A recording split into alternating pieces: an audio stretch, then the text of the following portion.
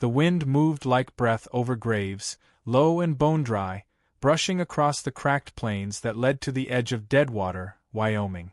A place where nothing came easy, not life, not mercy. Dust rose with each barefoot step the young girl took, a baby cradled against her chest, the cloth around him soaked with spit and sleep. She didn't cry, didn't whimper, just stared ahead with eyes too old for 6 years. Behind her, a woman walked, tired, lean, her skirts torn at the hem and heavy with grit. Her hand occasionally lifted to shield her eyes from the sun, but she didn't slow.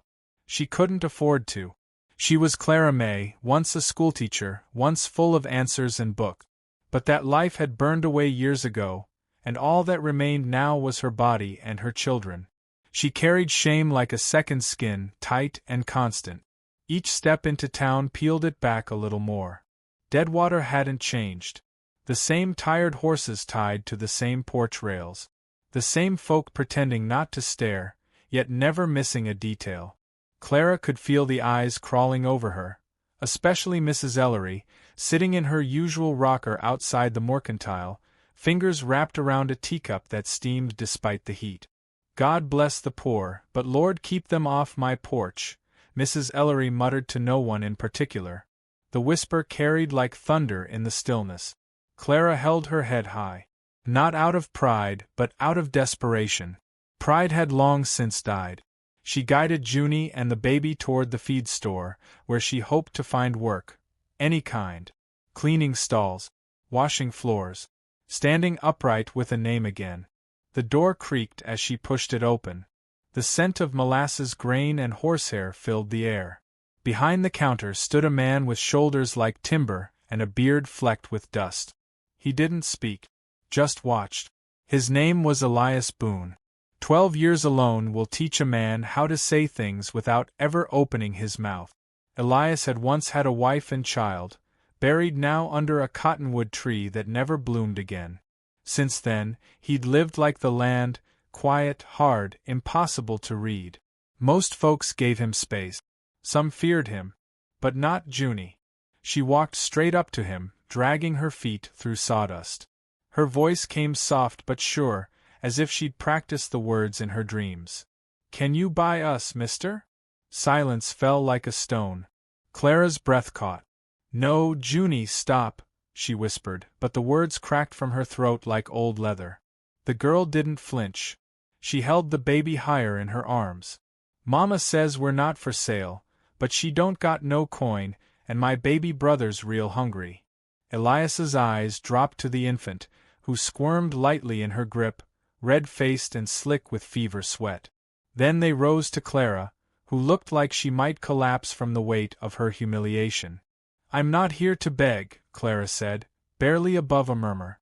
"I taught arithmetic once. Can clean, cook, mend a fence if needed.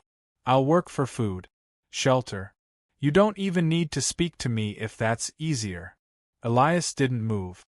Just turned slowly and grabbed an extra sack of grain from the wall. He heaved it into his wagon without a word, then gestured toward it. Clara hesitated. The wind caught the corner of her shawl, flapping it like a warning. Every eye in town burned against her back. She climbed in. They rode in silence.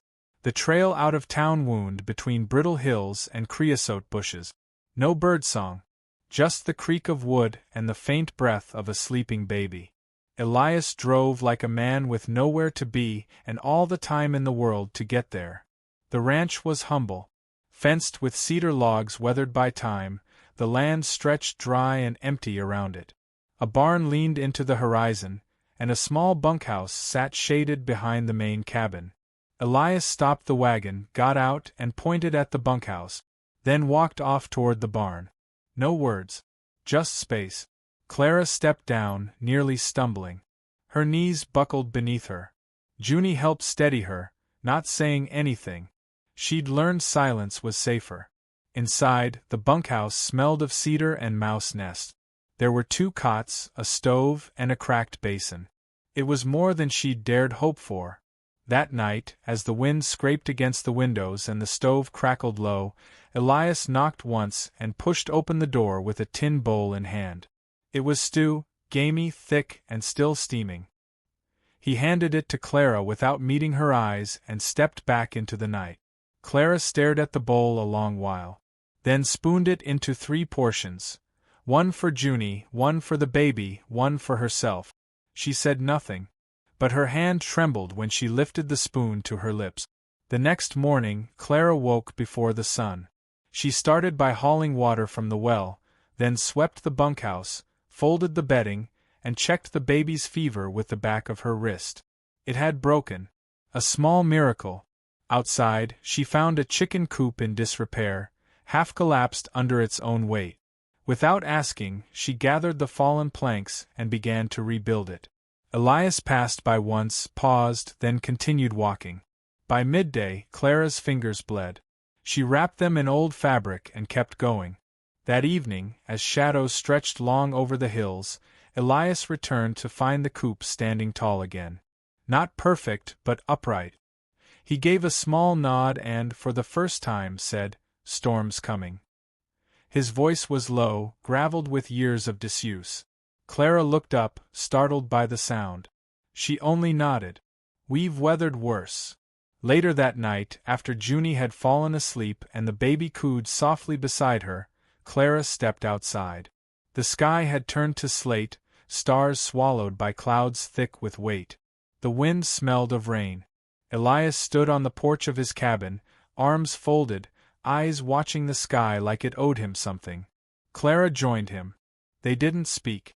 Minutes passed. "You lost someone," she finally said, not as a question. Elias nodded. "So did I." The rain began in gentle taps on the roof, soft and steady. Clara closed her eyes. This wasn't home. Not yet. But it wasn't exile either. And in that moment, standing beside a man too quiet to lie, she felt something small stir, like the first ember in a long-dead hearth. It wasn't hope. Not quite. But it was close. Clara woke to the sound of the baby breathing easy for once, his fever broken fully now, his lips parted in sleep. Morning filtered through the thin curtain like gold through dust, casting long beams that painted her little world with fleeting warmth. She sat on the edge of the cot, barefoot, hair loose for the first time in days. Outside, the wind had stilled, and the silence didn't feel hostile. It felt suspended, like the world was holding its breath. The days at the Boone Ranch had settled into a rhythm, one built not of comfort, but of function, and beneath that, something quieter still. Elias never said more than was needed. He didn't ask where she came from or who the baby's father was. But he noticed things. How Junie liked to line pebbles along the windowsill, how Clara hummed to herself while scrubbing the basin, how her hands didn't stop moving unless she was asleep. That morning, he left a bucket of white paint by the bunkhouse door. No words, no instructions. Just a small offering like a stone placed gently on a grave. Clara stood looking at it a long time, then picked up the brush and began on the shutters. In town, things were not as still. Mrs. Ellery had seen them riding back from the mercantile together a few days before. She'd made her way to the sheriff's office, pretending to look for lost mail, dropping comments like seeds. It wasn't long before tongues wagged. A woman with no ring, 2 children, and a past, living under the roof of Elias Boone? The silence was worse than shouting. It slithered, coiled, waited. Clara heard it firsthand when she returned to town to barter eggs for flour. She passed the dress shop and caught a whisper. "She must have tricked him somehow. Or he's more broken than we thought." She said nothing, just gripped the baby tighter and walked on. That night, she packed what little she had. Junie clutched her rag doll in one hand and Clara's wrist in the other. "Are we leavin' again, Mama?" she asked. Clara didn't answer. Elias found her outside the bunkhouse, bags near her feet. The moon hung behind her like a watchful eye. She didn't look at him. "You've been kind," she said. "More than I ever expected. But I don't want trouble for you. I know what they say." Elias leaned against the fence post, arms folded, his eyes on the dark hills beyond. "Fence needs mending," he said simply. "Tomorrow's wind'll knock it down." She turned to him then. "That's not an answer." It's not a dismissal, either. His voice was calm, not unkind. He reached down, lifted one of the bags, and carried it back inside without another word. Clara followed, heart pounding, unsure if it was relief or fear. The next morning, the storm rolled in like a beast. Wind howled through the hollows and slammed the shutters. The baby started crying and didn't stop. His cheeks burned again, breath shallow and fast. Junie knelt beside her mother, small hands clenched in worry. Clara ran to the cabin through rain so thick it felt like fists. She didn't knock. Elias opened the door before she reached it, already pulling on his coat. No questions. Just movement. Inside his cabin, warmth radiated from the stone hearth. Clara laid the baby near the fire, stripping his damp clothes, wrapping him in a dry quilt. Elias brought a kettle of water, crushed willow bark into it with practiced hands. They stayed like that for hours, passing broth and damp cloths between them. When the baby's breathing slowed and his fingers curled around Clara's thumb, she finally allowed herself to breathe. They sat on the floor, backs against the hearth. Clara closed her eyes, exhaustion bleeding through her limbs. Elias watched the fire. "I used to teach poetry," she said softly. "Robert Frost. Longfellow. I used to make children recite verses until their cheeks turned red." Elias didn't respond. But after a pause he said, "You still teach." She looked at him, uncertain. "You taught your girl grace and hunger. You taught a man how to hear again." She blinked. Tears threatened. She hadn't cried in months, not even when she gave birth alone in a cold barn with only Junie beside her. But something about his voice, rough and steady without pity, cracked her open. "I don't know how to thank you," she whispered. "Don't need to." The storm passed by morning. The air smelled of wet earth and fresh pine. Elias was already outside, hammering boards across the chicken coop roof where the wind had split it open again. Clara watched him through the window, her fingers curled around a mug of chicory. Later that week, Elias took Junie into town to help him pick up nails and sugar. She rode beside him, clutching the edge of the wagon, smiling at the newness of it all. The townspeople stared, yes, but no one said a word while Elias Boone stood beside her, stoic and silent, like a wall between her and the world. Clara followed a day later. She walked into the church on Sunday, the baby on her hip, wearing a clean cotton dress Elias had found in a trunk. She stood straight, chin lifted, and took her place near the front pew. Mrs. Ellery approached after the service, face tight with false charity. "You seem to be made yourself real comfortable out there, dear," she said. "But you must understand, a man like Elias, well, he's not the marrying type." Clara looked her in the eye. "We're not looking to be married." Mrs. Ellery blinked. "Then what are you looking for?"